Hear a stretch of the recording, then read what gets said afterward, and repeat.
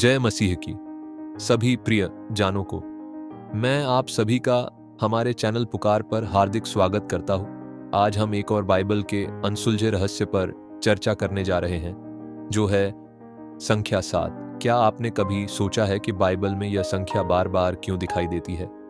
क्यों इसे पवित्रता, पूर्णता और परमेश्वर के सिद्ध कार्यों का प्रतीक माना गया है?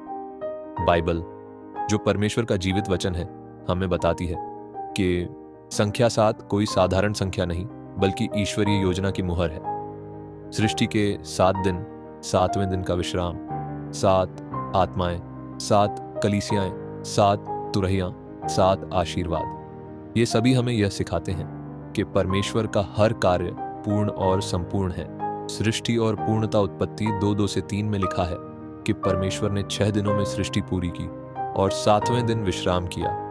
यह विश्राम थकान का नहीं, बल्कि पूर्णता और संतोष का चिन्ह था।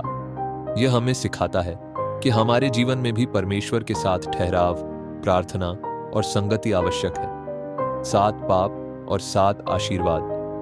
बाइबल हमें 7 घातक पापों से सचेत करती है: घमंड, लोभ, ईर्ष्या, क्रोध, आलस्य, वासना और लालच।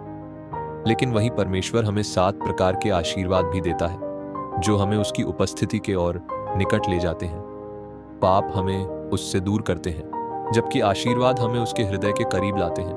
प्रकाशित वाक्य की पुस्तक में हम 7 तुरहियां, 7 दीपक और 7 आत्माओं का उल्लेख देखते हैं। ये सभी हमें यह याद दिलाते हैं कि परमेश्वर का न्याय सच्चा है और उसकी योजना में कोई भूल नहीं। उसकी आत्मा सर्वत्र है और उसकी दृष्टि से कुछ भी छिपा नहीं। जब पतरस ने यीशु से पूछा कि कितनी बार क्षमा करना चाहिए, तो यीशु ने उत्तर दिया, 7 बार नहीं, बल्कि 70 गुना 7 बार। मत्ती 18:22। यह हमें सिखाता है कि क्षमा में भी पूर्णता होनी चाहिए, क्योंकि परमेश्वर ने हमें असीम अनुग्रह दिया है। भाइयों और बहनों, संख्या 7 हमें यह सिखाती है कि परमेश्वर हमें आत्मिक पूर्णता की ओर बुला रहा है। हमें क्या करना चाहिए? प्रतिदिन प्रार्थना और बाइबल अध्ययन, पवित्र आत्मा की अगुवाई में चलना, पापों से दूर रहना, प्रेम, क्षमा और दया का अभ्यास करना। जब हम परमेश्वर की योजना को अपनाते हैं, तब हमारा जीवन भी उसकी पूर्णता को प्रतिबिंबित करने लगता है।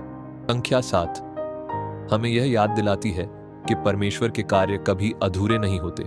वह हमें धीरे धीरे धैर्य और विश्वास के साथ अपनी सिद्ध इच्छा की ओर ले जाता है। आज स्वयं से पूछिए, क्या मैं परमेश्वर की इस पूर्ण योजना पर भरोसा कर रहा हूं? क्या मैं उसकी अगुवाई में चलने के लिए तैयार हूं? आइए हम प्रार्थना करें। हे प्रभु, तू ही हमारी पूर्णता का स्रोत है। हमारे जीवन को अपने पवित्र आत्मा से भर दे, ताकि हम तेरी योजना में स्थिर होकर चल सकें। हमें तेरे प्रकाश में बढ़ने की सामर्थ्य दे। यीशु के नाम में, आमीन।